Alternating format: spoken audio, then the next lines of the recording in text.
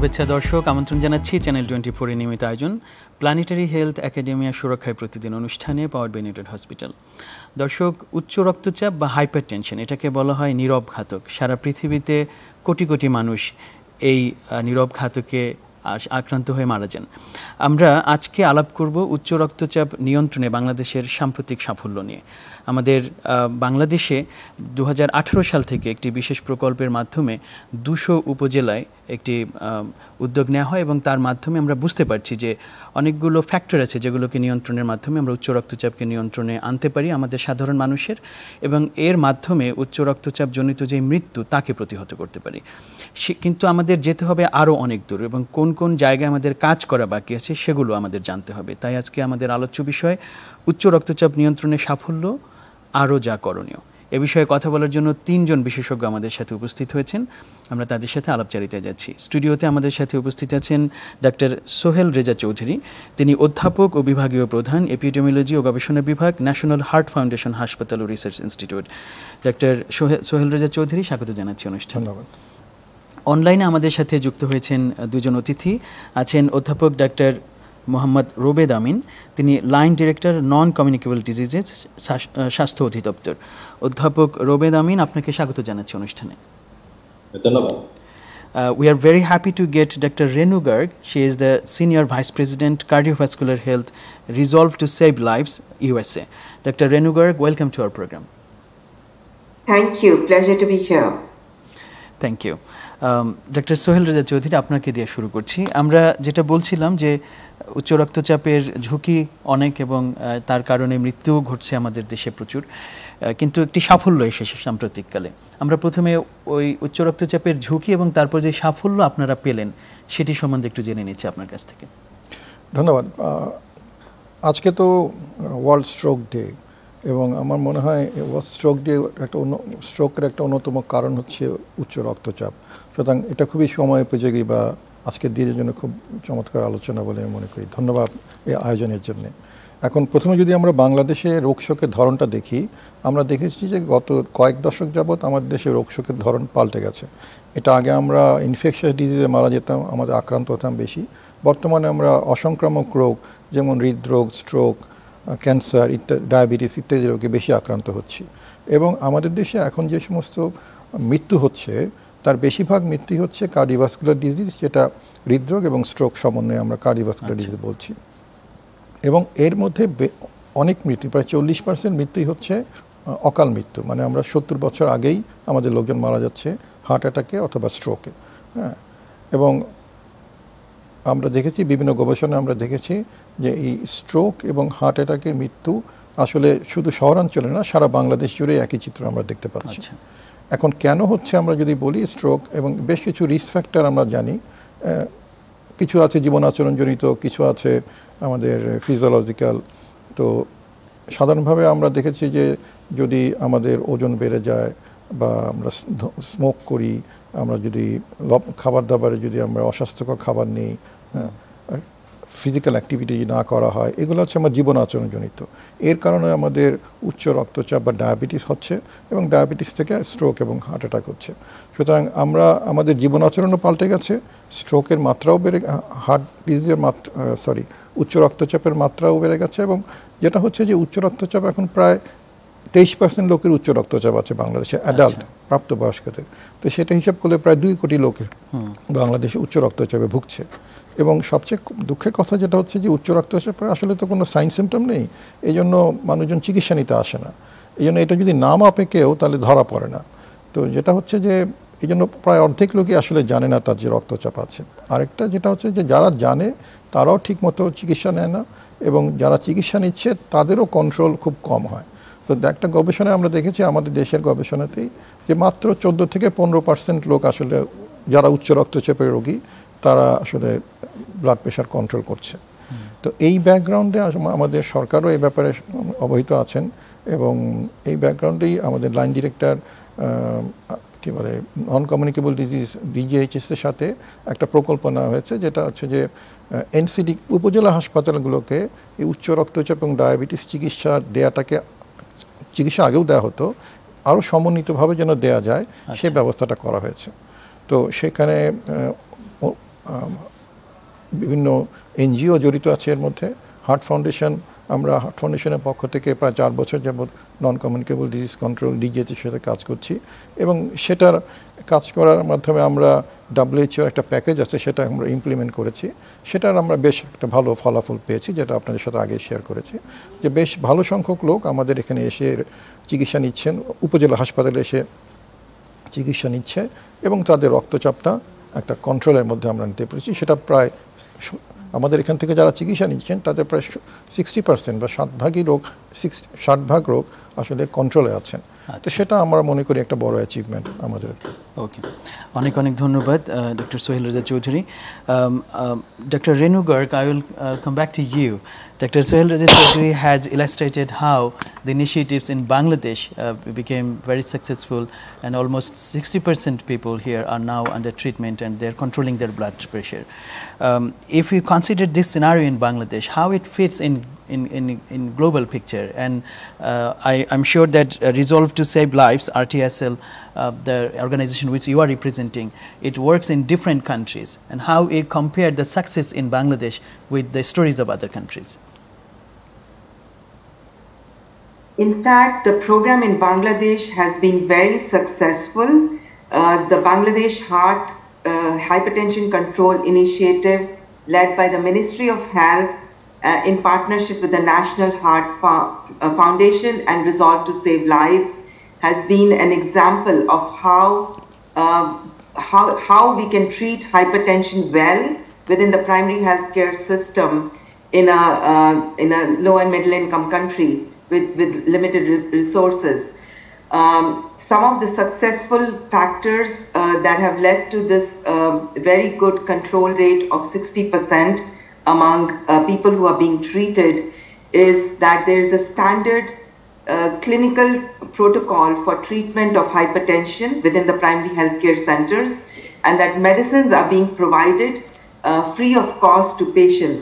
This is very important because hypertension is a lifelong condition, and therefore providing free medicines to patients at the primary healthcare level, which is convenient and close to their homes, is very important so that they can continue the treatment.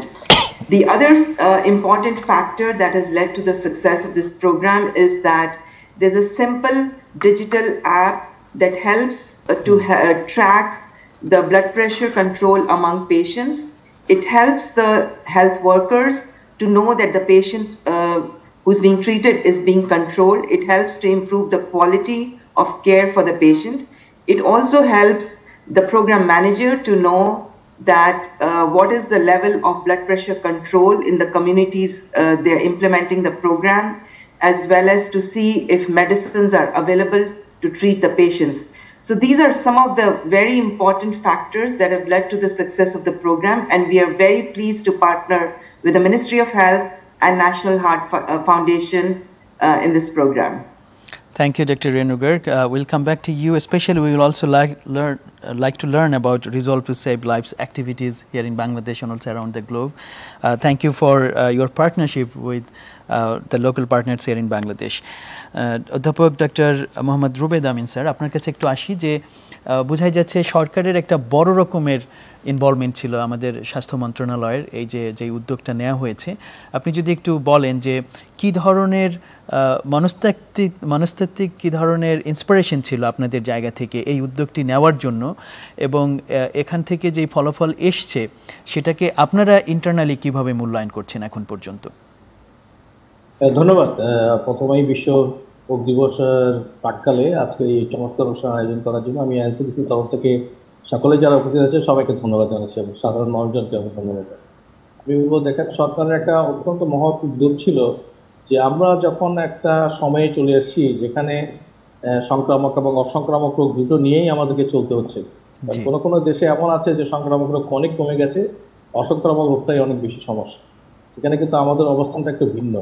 তার মধ্যেও সংক্রামক রোগকে নিয়ে সব ব্যস্ত ছিল, এই মধ্যে অসংক্রামক রোগকে সরকার অত্যন্ত গুরুত্ব দিয়েছে, বিশেষ করে পোর্ট-এএইচপি যে প্রজেক্ট এখন আমাদের চলছে এই সময়, এবং সেটাতে কীভাবে হাইপারটেনশন এবং ডায়াবেটিস এই দুটো রোগকে ভালোভাবে কন্ট্রোল করে রাখতে পারি সেটা বিষয়ে কিন্তু সরকার অত্যন্ত সিরিয়াসলি পদক্ষেপ জরুরি ছিল।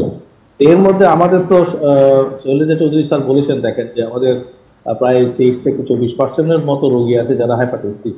হ্যাঁ, তার মানে প্রতি 4 জনের একজন। এখন আপনি যদি বিপুল সংখ্যক অ্যাডাল্ট পার্সনের কথা চিন্তা করেন, আমাদের দেখেন প্রায় কত কোটি মানুষ আসলে হাইপারটেনশনে আক্রান্ত হচ্ছে। এবং শুধু সেটাই নয়, গুরুত্ব দেওয়ার একটা ইম্পর্টেন্ট কারণও ছিল। কারণটা হচ্ছে আমাদের প্রায় মৃত্যু যা হচ্ছে তার 70% হচ্ছে অর্থাঙ্গাঙ্গ রোগের কারণে।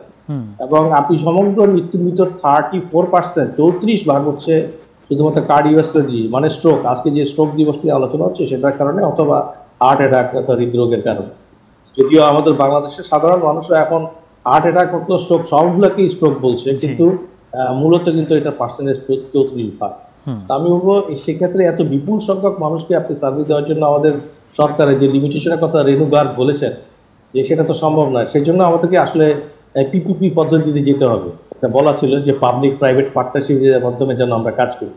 সেই জন্য RTSL যারা রিজলভ টু সেভ হাইপারটেনশন এবং সরকারের মধ্যে একটা চুক্তি সম্পন্ন হয়, তার মধ্যে আমরা পার্টনারশিপ হিসাবে ন্যাশনাল হার্ট ফাউন্ডেশনকে বাংলাদেশে পাই, যার মাধ্যমে আমরা সরকার এবং একই সাথে বেসরকারি প্রতিষ্ঠান একসাথে মিলে কাজ করতে পারছি। এটা হলো সবচেয়ে গুরুত্বপূর্ণ বিষয়। আরেকটা বিষয় আমি বলি, একটা হচ্ছে যখন এই ধরনের প্রজেক্টগুলো হাতে নেওয়া হবে, দুইভাবে জিনিসগুলোকে দেখতে হবে। একটা হচ্ছে যে খুব কার্যকরী একটা টেকনিক্যাল কমিটি এখানে থাকে কে, কারণ সেন্টার থেকে যেতে করছে। একটা হচ্ছে যে তাদেরকে সুপারভাইজ করার জন্য কোনো ভালো স্টিয়ারিং কমিটি থাকে কিনা। এই জন্য 2018 সালে যখন শুরু হয়, তখন মন্ত্রণালয়ের পর্যায়ে একটা বিশ্বস্তকর, আমি বলবো যে স্টিয়ারিং কমিটি কিন্তু তৈরি করা হয়েছিল, যেটা আমাদের secretary ministry of health and family welfare নিয়ে লিড করে। আরেকটা হচ্ছে খুবই মানে স্ট্রং একটা টেকনিক্যাল কমিটি, যেটা ডিজি অফিসে আমাদের প্ল্যানিং এবং ডেভেলপমেন্টের এডিজি আছেন, উনি এটা চেয়ার করেন। এবং আমরা সরকারের তরফ থেকে এবং ন্যাশনাল হার্ট ফাউন্ডেশনের তরফ থেকে প্রফেসর শৈলজা চৌধুরী থেকে শুরু করে আমরা সবাই কিন্তু এখানে আছি। এবং এটার মাধ্যমে যেটা হয় যে একটা প্ল্যানিং হয়, কোঅর্ডিনেশন হয় এবং সমস্ত কার্যবাদ ওইগুলার পরিপূর্ণ করা হয়। আমাদের প্রিন্সিপালটা খুব সহজ, যেটা রেণুগার কিছুটা বলেছেন, শৈলজা চৌধুরী বলেছেন, যে কয়েকটা জিনিস নিয়ে আমরা সারা বাংলাদেশের মানুষের ভিতরে হাইপারটেনশন কন্ট্রোল করতে চাচ্ছিলাম। একটা প্রিন্সিপাল হচ্ছে যে WHO একটা পেন প্রটোকল আছে এবং বর্তমানে WHO হার্ট প্রোটেক্ট প্যাকেজ আছে, এটাকে নিয়ে আমরা আগাবো। তো সেটার জন্য একটা ইউনিফাইড সিম্পল প্রটোকলের প্রয়োজন ছিল, আমরা একটা ন্যাশনাল প্রটোকল তৈরি করছি। দ্বিতীয় হচ্ছে এই কাজগুলো কিন্তু যে কোনো একজন ডাক্তার অথবা একজনের মাধ্যমে করা সম্ভব না, একটা টিম লাগে। ওই টিম বেসড কেয়ার বা টিম শেয়ারিং যে ব্যাপারটা, এটা কিন্তু আমরা আমাদের NCD কর্নারে সম্পন্ন করতে পেরেছি। যেটা আপনি বলেছেন 200টা জায়গায়, এবং সেটাকে আমরা আরো বর্ধিতকরণ করতে চাই। তৃতীয়ত হচ্ছে যে একটা কনস্ট্যান্ট সাপ্লাই মেডিসিনের, এই কনস্ট্যান্ট মেডিসিন সাপ্লাইটা সরকারের তরফ থেকে আমরা নিয়েছি, এবং 7 ধরনের বিভিন্ন ধরনের ওষুধগুলো, যেগুলো হাইপারটেনশন, ডায়াবেটিস এবং হৃদরোগ, স্ট্রোককে প্রিভেন্ট করার জন্য যেসব ওষুধগুলো দরকার, অ্যাসপিরিন, রসুভাস্টিটিন, এগুলো কিন্তু আমরা বিনা পয়সায় দিয়ে যাচ্ছি। এবং বর্তমান সময়ে ডায়াবেটিস জন্য ইনসুলিনও দেওয়া হচ্ছে। কিন্তু মূলত আমাদের প্রথম টার্গেট ছিল বাংলাদেশ হাইপারটেনশন কন্ট্রোল ইনিশিয়েটিভ, হাইপারটেনশনকে টার্গেট করা। চতুর্থত যেটা বলেছেন যে আমাদের ডাটার অনেক বেশি ইম্পর্টেন্ট প্রয়োজন এবং ডিজিটালাইজেশন, যেটা আমরা সিম্পল অ্যাপের মাধ্যমে করছি, যার মাধ্যমে আমাদের টিমে অত্যন্ত সহজেই এই জিনিসগুলোকে লিপিবদ্ধ করা হচ্ছে এবং তাদেরকে ফলো আপ করার সুযোগটা আমরা দিতে পারছি। চতুর্থত হচ্ছে আমরা চাচ্ছিলাম যে আমাদের রোগীরা যারা আছে, পেশেন্ট সেন্টার কেয়ার করা। আপনি দেখবেন যে আপনি যদি পেশেন্ট সেন্টার কেয়ার করতে না পারেন, তাহলে কিন্তু এটা সাকসেস হবে না। এই হাইপারটেনশন রোগীরা ওষুধ খাওয়া বন্ধ করে দিবে, তারা আসবে না। তো সেটাও আমরা করতে সক্ষম হয়েছি। এবং সর্বশেষে যেটা আমাদের ডাটার প্রয়োজন, তার কারণ আমি ভবিষ্যতে কিভাবে প্ল্যান করব, এই ডাটাগুলো কিন্তু সিম্পল অ্যাপের মাধ্যমে আমরা আমাদের MIS আছে সেখানে আমরা তুলে ধরতে পারছি। এবং বর্তমানে প্রায় 182টা স্থানে এত দ্রুত গতিতে আমাদের হাইপারটেনশনের রেজিস্ট্রেশন হচ্ছে এবং তারা চিকিৎসা পাচ্ছে, ফলো আপ হচ্ছে, সেটা আসলে ইমাজিনই করা যায় না আপনি এত অল্প সময়ের মধ্যে কিভাবে আমরা রিচ করলাম। এবং যদি স্যার বলেছেন, দেখেন আমরা প্রায় 60% কন্ট্রোল করতে পেরে যাই, যেখানে আমাদের সারা বাংলাদেশের কন্ট্রোল ছিল 14%। তাহলে দেখেন এটা সাকসেসফুলের অনেকগুলো কারণ ছিল এবং সরকার এটার জন্য অত্যন্ত কমিটেড এখনো আছে এবং ভবিষ্যতে থাকবে। জি, অনেক অনেক ধন্যবাদ প্রফেসর রুবেদ আমিন। আমরা ছোট একটু বিরতি নিয়ে এসে তারপরে আরও এলিমেন্টগুলো নিয়ে কথা বলছি। দর্শক, আমরা কথা বলছি উচ্চ রক্তচাপ নিয়ন্ত্রণে সাফল্য আরও যা করণীয়, এই প্রসঙ্গে আমাদের সাথেই থাকুন। ফিরছি ছোট একটু বিরতির পর।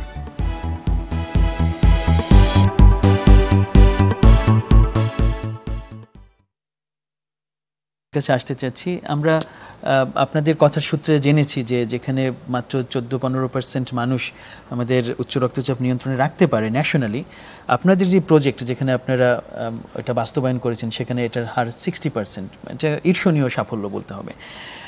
যেই ফ্যাক্টরগুলো আমাদের ব্যর্থতার কারণ ন্যাশনালি, অর্থাৎ মানুষ ব্যক্তিগতভাবে হয়তো কিছু ফলো করছে না অথবা আমাদের খাদ্যাভ্যাস বা জীবনাচরণ, এই সবগুলোই কি আপনারা আপনাদের প্রজেক্টের ওখানে উন্নত করতে পেরেছেন, নাকি কোনো বিশেষ ফ্যাক্টর আছে যেটা আপনাদের এই সাফল্যের পিছনে বেশি ভূমিকা রেখেছে ওই সব অঞ্চলে? ধন্যবাদ। না, সেটা ঠিকই বলেছেন যে আমাদের প্রজেক্টের আওতায় উপজেলা থেকে যে সমস্ত রোগীরা চিকিৎসা নিচ্ছে তাদের মধ্যে 60% রোগী কন্ট্রোলে রাখতে পেরেছে, এবং এটা বেশ কঠিন এটা অর্জন করাটা। এবং এটা আমি মনে করি আমাদের এখানে উপজেলা পর্যায়ে যারা কাজ করছেন বা পুরো এই প্রজেক্টে যারা কাজ করছেন সরকারের তরফ থেকে, তাদের খুব সিনসিয়ারিটি এখানে আছে এবং সবাই এটাকে গুরুত্ব দিচ্ছেন। আমি কদিন আগেই উপজেলা পর্যায়ে মিটিং করে এসেছি এবং ওখানে দেখেছি উপজেলা ইউএইচএফপিও যিনি ওখানকার হেড, সে থেকে শুরু করে একজন নার্স থেকে শুরু করে সবারই এখানে খুব কমিটমেন্ট আছে, এবং উপজেলা হাসপাতালের কী বলে গ্রহণযোগ্যতা অনেক বেড়ে গেছে আমাদের এই নন কমিউনিকেবল ডিজিজ কন্ট্রোল প্রোগ্রামের এই হাইপারটেনশন ডায়াবেটিস নিয়ে। তো এখন যেটা হচ্ছে যে এখানে আমরা কি করছি, এখানে হচ্ছে যে রোগী যে সমস্ত আসছে সেই রোগীদের আমরা ব্লাড প্রেশার মেজার করছি, সব রোগী যারাই হাসপাতালে আসে, এবং তারপরে যদি নার্স দেখে যে ব্লাড প্রেশারটা বেশি তখন ডাক্তারের কাছে পাঠাচ্ছে, ডাক্তার আবার মেপে যদি মনে করে উচ্চ রক্তচাপ আছে তাকে চিকিৎসা শুরু করছে অথবা 2 সপ্তাহ পরে আসতে বলছে। এবং একটা রবিদান সাহেব যেটা বললেন যে একটা প্রোটোকল আছে, সেই প্রোটোকল অনুযায়ী চিকিৎসা দিচ্ছে, আমরা আবার ফলো আপ করছি। এখন যেটা এখানে ইম্পর্টেন্ট কাজ করেছে সেটা হচ্ছে যে এই প্রোটোকলটা আছে, সুতরাং আমাদের খুব একটা হেরফের হচ্ছে না ট্রিটমেন্ট দেওয়ার ব্যাপারে। আরেকটা হচ্ছে রোগীদের পেশেন্ট সেন্টার্ড কেয়ার, মানে রোগীরা যদি না আসে তাহলে তাকে ফোন করা হচ্ছে, তাকে আবার আসতে বলা হচ্ছে, কারণ প্রতি 1 মাস পর পর ফলো আপের জন্য ডেট দেওয়া হচ্ছে, ওদেরকে একটা বই দেওয়া হচ্ছে, বইয়ের মধ্যে একটা কোড বসানো আছে যেটা দিয়ে আবার ফলো আপ করা যায়, আমরা অ্যাপের মধ্যে ডেটা ঢোকাচ্ছি। তো পুরো জিনিসটা আসলে একটা স্ট্যান্ডার্ড প্রসিডিওর ফলো করা হচ্ছে, এবং সেই কারণেই সমন্বিত চেষ্টা করে এবং রোগীকে বোঝানো হচ্ছে যে ওষুধ খেতে হবে, ওষুধ বন্ধ করা যাবে না। হ্যাঁ, একবার শুরু করলে, কারণ এটা খুব ইম্পর্টেন্ট, রোগীরা একটু ভালো লাগলে ওষুধ বন্ধ করে দেয়, এটা আমাদের সিস্টাররা ওষুধ দেওয়ার সময় বুঝিয়ে দিচ্ছেন। তো সমন্বিতভাবে কাজটা হচ্ছে। এখন আরেকটা কাজ যেটা করা হয়েছে সেটা হচ্ছে অনেক উপজেলার কাছাকাছি তো বাসা তো অনেক দূরে দূরে লোকজনের, তাদের 1 মাস পর আসতে অসুবিধা হয়, সেজন্য আমরা দেখেছি অনেকেই কমপ্লেন করে যে 1 মাস পর যাওয়াটা খুব কঠিন। সেজন্য আমরা যেটা এখন করেছি, এবং এখানে আমাদের ডিজি অফিসও বা স্বাস্থ্য মন্ত্রণালয় থেকে ডিজি অফিসও এখানে সহায়তা করেছেন, বা আমাদের কমিউনিটি ক্লিনিক ট্রাস্টও এখানে কাজ করেছেন যে কমিউনিটি ক্লিনিক থেকে ওষুধগুলো যেন দেওয়া যায়, যারা কন্ট্রোলে আছে তাদেরকে কমিউনিটি ক্লিনিক থেকে ওষুধগুলো দিয়ে দেওয়া হচ্ছে।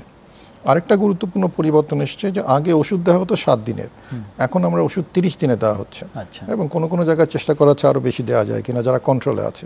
তো এই সবকটা ফ্যাক্টর, রোগীকে হেল্প করা, রোগীকে জানানো, ওষুধগুলো নিয়মিত দেওয়া, 1 মাসের ওষুধ দেওয়া এবং কমিউনিটি ক্লিনিক থেকে দেওয়া, এই সবগুলো মিলিয়ে আসলে কন্ট্রোলেরটা বেড়েছে। হ্যাঁ, সেই সাথে ডাক্তার এবং নার্সদের যে একটা কি বলা যায় সিনসিয়ারিটি এখানে কাজ করছে এই প্রজেক্টটা, সেটাও আমাদের কাজে দিয়েছে অনেক। তবে চ্যালেঞ্জ আছে অনেক, কমিউনিটি ক্লিনিক পর্যায়ে ওষুধের মাঝে মাঝে ওষুধ আমরা পাচ্ছি না, সেইটা যদি নিশ্চিত করা যায় আমাদের আশা করা যায় কন্ট্রোল রেটটা আরও বাড়বে। সেটি অনেক ধন্যবাদ ডক্টর সোহেল রেজা চৌধুরী।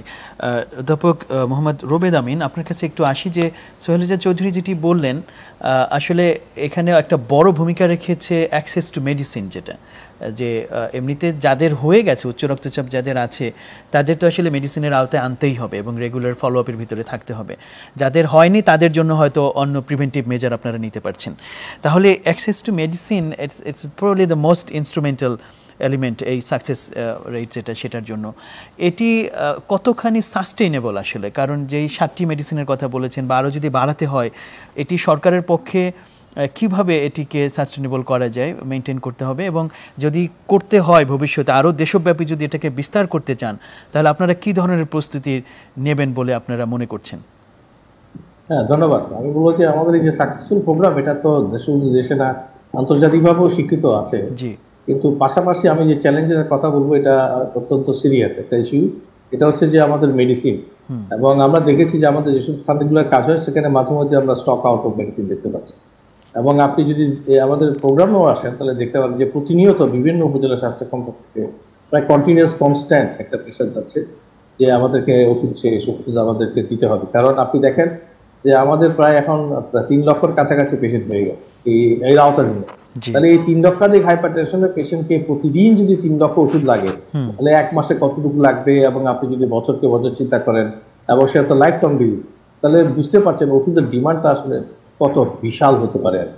আর সরকারি পর্যায়ে যেটা হলো যে সরকারি কিছু বিধিনিষেধ এবং নিয়ম তান্ত্রিকতা থাকার কারণে আমাদের কিছু সমস্যা হচ্ছে, যে সরকারের নিয়ন্ত্রণাধীন যেসব ইনিশিয়াল সেখান থেকে আমাদের ড্রাগগুলো আসলে নিতে হয়।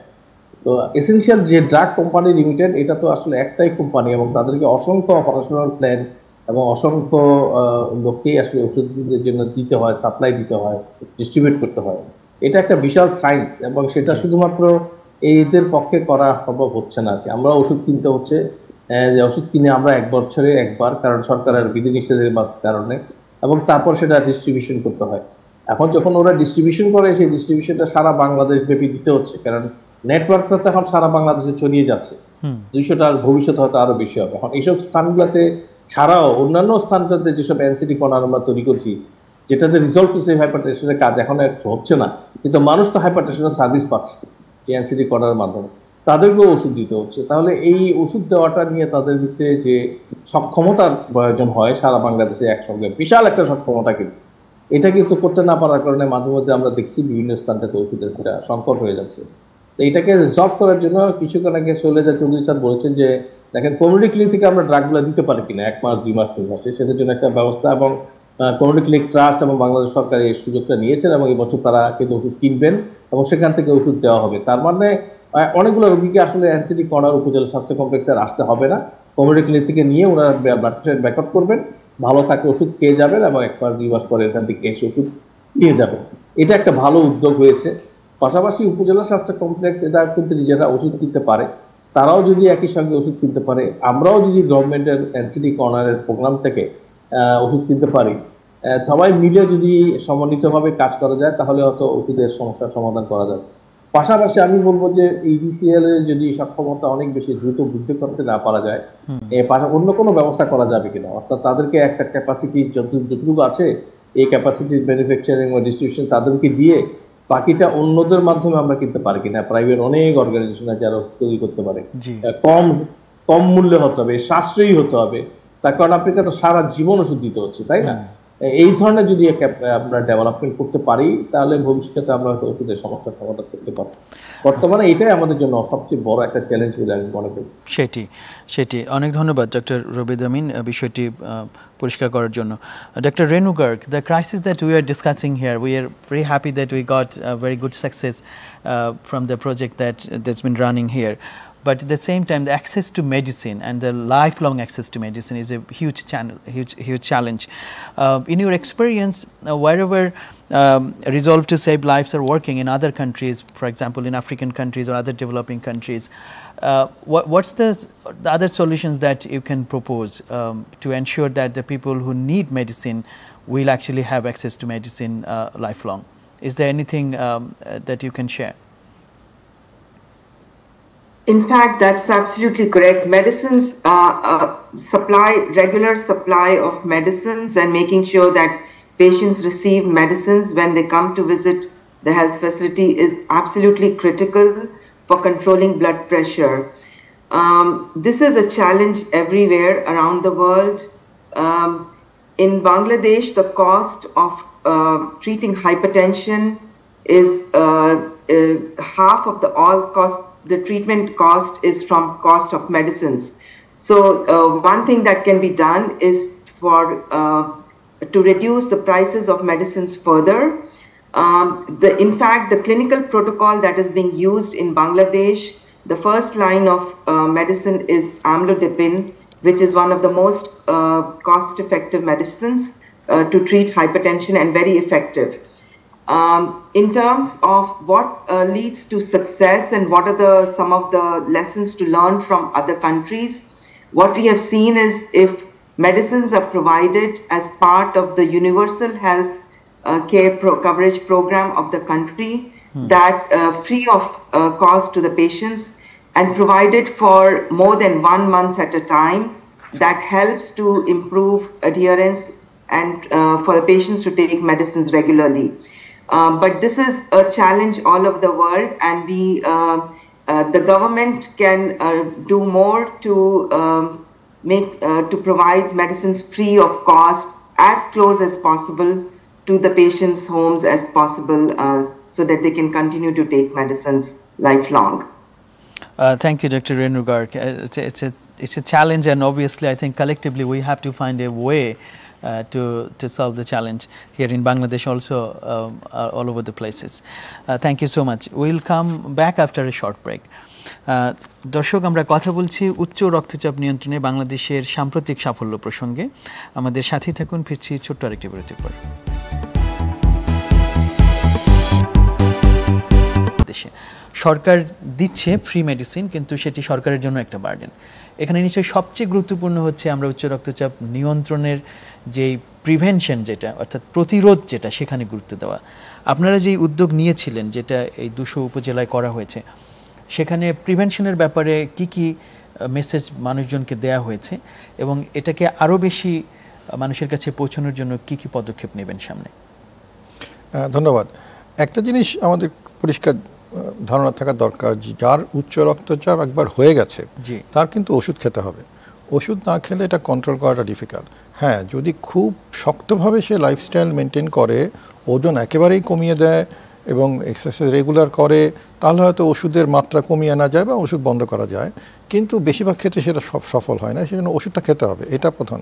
কিন্তু যাদের হওয়ার ঝুঁকিটা আছে, এখনও উচ্চ রক্তচাপ হয় নাই, তাদের ক্ষেত্রে কিছু যদি তারা লাইফস্টাইল বা জীবনাচরণ পরিবর্তন করে, তাহলে হয়তো উচ্চ রক্তচাপটা বাড়বে না এবং ওষুধ খাওয়ার প্রয়োজন হবে না। যেমন একটা প্রধান কারণ হচ্ছে, জিনিস হচ্ছে লবণ। আমরা সাধারণভাবে লবণ বেশি খাই বাংলাদেশে। লবণ একটা প্রধান অন্যতম কারণ হচ্ছে রক্তচাপ বৃদ্ধি করার লবণের পরিমাণ। তো আমরা 9 গ্রাম থেকে 10 গ্রাম লবণ খাচ্ছি অ্যাভারেজ, যেখানে WHO বলে 5 গ্রাম পর্যন্ত খাওয়া যেতে পারে। দেখছেন আমরা ডাবল খাচ্ছি। এই অতিরিক্ত লবণ কিন্তু আমাদের রক্তচাপের অনেকটা কারণ হয়ে দাঁড়িয়েছে। সুতরাং আমরা যখন উপজেলায় কাজ করি, বিশেষ করে কমিউনিটি ক্লিনিকে যখন কাউন্সিলিং করা হয়, আমাদের নার্সরা যখন NCD কর্নারে কাউন্সিলিং করেন, সেখানে আমাদের বলে দেওয়া হয় যে যেন লবণটা কমিয়ে আনে, লবণ পরিমিত খায়।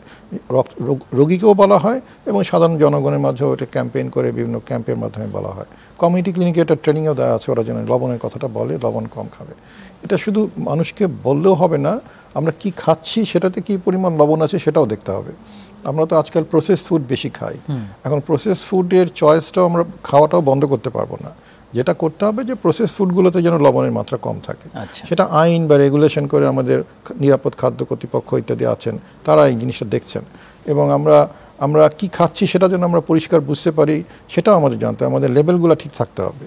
তো অনেকগুলো ফ্যাক্টর কাজ করে। একটা আপনি মানুষকে শেখাবেন, জানাবেন, বলবেন, আর একটা কিছু আইন করে রেগুলেশন করে করবেন। সেটা লবণের ক্ষেত্রেও যেরকম দরকার, অন্য যেমন সুগার, চিনি যদি বেশি খাওয়া হয় ওজন বেড়ে যায় এবং সেখান থেকে আমাদের রক্তচাপ বাড়ে। এইগুলো সম্পর্কে কমিউনিটি ক্লিনিক এবং আমাদের NCD কর্নার থেকে নার্সরা বলছে, রোগীদেরকে বলা সচেতন করছে সেখানে। অধ্যাপক রুবেদ আমিন, আপনার কাছে একটু আসছি, যে কথা প্রসঙ্গে কিন্তু এসছে যে উদ্যোগটি বাস্তবায়িত হয়েছে, সাফল্য এসছে যেখান থেকে, সেখানে সিম্পল নামে একটি অ্যাপ ব্যবহার করা হয়েছে, একটি ডিজিটাল সলিউশন আসলে, যেটা অনেক মানুষের ডেটা যেমন সংরক্ষণের জন্য ভূমিকা রাখছে এবং তাদের কাছে যোগাযোগের জন্য কাজ করছে। আমরা যে প্রিভেনশনের কথাটা বলছিলাম, এই অ্যাপটি কি সেই পারপাজেও ব্যবহার করা যায় কিনা একটু যদি জানান, যে অ্যাপটি কি শুধু ডাক্তারাই ব্যবহার করছেন এখন? যদি তাই হয়ে থাকে তাহলে সাধারণ মানুষের জন্য উন্মুক্ত করা যায় কিনা, এবং সাধারণ মানুষ এখান থেকে প্রিভেনশনের জন্য, সচেতনতার জন্য তাদের তথ্যগুলো পেতে পারে কিনা, এই বিষয়ে আপনাদের পরিকল্পনা কেমন? ধন্যবাদ। আমি বলবো যে এখন আমরা যে সিম্পল অ্যাপটা ব্যবহার করছি, এটা আমরা ফেসিলিটিতে ব্যবহার করছি। এটা আসলে ডাক্তাররা না, এটা বেশিরভাগ ব্যবহার করছে নার্সরা, অথবা যদি SCCMও থাকে তারাই বেশি ব্যবহার করছে। এবং সেটার কয়েকটা বৈশিষ্ট্য বলি। একটা হচ্ছে যে এটা খুবই ইউজার ফ্রেন্ডলি। আমরা যা সব নার্সদেরকে জিজ্ঞেস করেছি এবং যারা ব্যবহার করছেন, তারা খুব সহজে এটা অল্প একটা ট্রেনিং এর মাধ্যমে, ইভেন আপনি একটা দিনের অর্ধেক দিনের ট্রেনিং এর মাধ্যমে কিন্তু ওরা এটা আয়ত্ত করে ফেলতে পারছেন। এবং তারপরে যখন এটা ফিল্ডে যাচ্ছেন, তারা বলছেন আমার তো এটা ফিল আপ করতে 2 মিনিট লাগে, সম্ভবত 2 মিনিট। এবং উনি দেখেছেন যে রেজিস্ট্রেশন খাতাতে তাদেরকে এন্ট্রি করতে তাদের অনেক বেশি সময় লেগে যায়, লিখতে হয় এবং দেখতে হয়। পাশাপাশি তো ওনাদেরকে ব্লাড প্রেশারও চেক করতে হবে, ব্লাড সুগারও চেক করতে হবে। এবং যেটা প্রফেসর সেহুল্লেজা চৌধুরী যে বলেছেন, যে প্রিভেনশনের কাজগুলো কিন্তু তাদেরকে করতে হচ্ছে, একই সঙ্গে কথাও বলতে হচ্ছে যে আপনি পাতে লবণ খাবেন না, স্বাস্থ্যকর খাবার খাবেন। অস্বাস্থ্যকর খাবারগুলো করবেন না অথবা ফিজিক্যাল অ্যাক্টিভিটি করবেন। এই 4টা প্রিন্সিপাল তাকে কিন্তু বলে যেতে হচ্ছে। যদিও এই প্রিভেনশনের কাজটা আরো অনেক বেশি জোরদার করতে হবে, তার কারণ শুধু বলে গেলেই হচ্ছে না, আসলে যে মানুষরা শুনছেন তিনি কিনা পালন করছেন কিনা এটাও আমাদের দেখতে হবে। পাশাপাশি আমি বলবো যে মানুষের জন্য কিন্তু এখন পর্যন্ত আমরা এই অ্যাপটা উন্মুক্তকরণ করিনি। ভবিষ্যতে যেটা করা যাবে যে আমাদের কিন্তু কিছু রিস্ক ফ্যাক্টর আছে, যে রিস্ক ফ্যাক্টরের মাধ্যমে আমরা বুঝে ফেলতে পারবো যে কারা আসলে হাইপারটেনশন রোগী হবে, কারা ডায়াবেটিসের রোগী হবে। ওই ধরনের অ্যাপগুলো যখন বাংলাদেশের মানুষজন ব্যবহার করার জন্য ইউজার ফ্রেন্ডলি হয়, আমরা কিছু অ্যাপ নিয়ে বর্তমানে কাজ করছি যেটা পাবলিকের কাছে যাবে। ওই অ্যাপগুলো ওনার মধ্যে স্মার্টফোন থাকলে স্মার্টফোনের মাধ্যমে দেখে ওনারা বুঝে ফেলতে পারবেন যে না এখন আমার রিস্ক ফ্যাক্টর আছে, আমি গিয়ে আমার ব্লাড প্রেশারটা চেক করি অথবা সুগারটা। আচ্ছা, এটা নিয়ে আমরা কাজ হচ্ছে। এটা যদি কাজ হয় সবচেয়ে আমি মনে করি প্রিভেন্শন প্রমোশন এবং একই সঙ্গে মানুষজনকে এন্ট্রি করতে অনেক বেশি সুবিধা হবে। সিম্পল অ্যাপের একটা ইম্পর্টেন্ট বৈশিষ্ট্য বলি, আপনি যেটাই করেন না কেন এই ডাটাগুলো তো আপনার আলটিমেটলি আমাদের ন্যাশনাল যে ইনফরমেশন সিস্টেম সেখানে আসতে হবে। ভালো সংবাদটা হচ্ছে এটা আমরা কিন্তু আমাদের MIS অথবা ন্যাশনাল যে আমাদের হেলথ ইনফরমেশন সিস্টেম এখানে নিয়ে আনতে পারছি, এটা সবচেয়ে বড় ক্রেডিট এবং রিয়েল টাইম এটা কাজ করছে। অর্থাৎ আপনি প্রতিদিনই দেখতে পাচ্ছেন যেটা আপডেট হচ্ছে, এটা ধীরে ধীরে বলছে যে এটা কন্ট্রোল রেটটা কেমন, এটা আসলে কতটুকু রোগীরা আমাদের কাছে কোন ফ্যাসিলিটিতে ইম্পর্টেন্টলি আমরা কন্ট্রোল করতে পেরেছি, কোন ফ্যাসিলিটিতে আমরা পারিনি, পাশাপাশি কোন কোন রোগীগুলো আসছে না। আচ্ছা, এটাও কিন্তু আমাদের প্রোগ্রামের জন্য খুবই গুরুত্বপূর্ণ। তাদেরকে তখন আমরা ফোন করতে পারি, SMS করতে পারি, কোনো না কোনো ভাবে নিয়ে আসে। এই জন্য আমি বলবো যে এই অ্যাপের অনেকগুলো ডাইমেনশন আছে, এই ডাইমেনশনের প্রায় প্রতিটাই আমরা ব্যবহার করছি এবং ওষুধগুলোকেও কিভাবে নিয়ন্ত্রণ করা যায় এটাও কিন্তু অ্যাপের মাধ্যমে করা সম্ভব। এই অ্যাপটাকে আমরা যদি আমাদের ন্যাশনাল সিস্টেমে নিয়ে আনতে পারি তাহলে হয়তো আমার জন্য অনেক ভালো। জি, অনেক ধন্যবাদ প্রফেসর রুবেদ আমিন। আমরাও খুব চাচ্ছি যে এটির যে বিভিন্ন ডাইমেনশন আছে সেগুলো আরও উন্মুক্ত হোক। অনেক ধন্যবাদ জানাচ্ছি আপনাকে। Doctor Renu Garg, thank you again for joining us from USA at this moment. It's probably very late night at your end. Very briefly, how Resolve to Save Lives, RTSL, is going to be involved in Bangladesh in future programs, and for how long you think you can support different initiatives that's going on here in Bangladesh?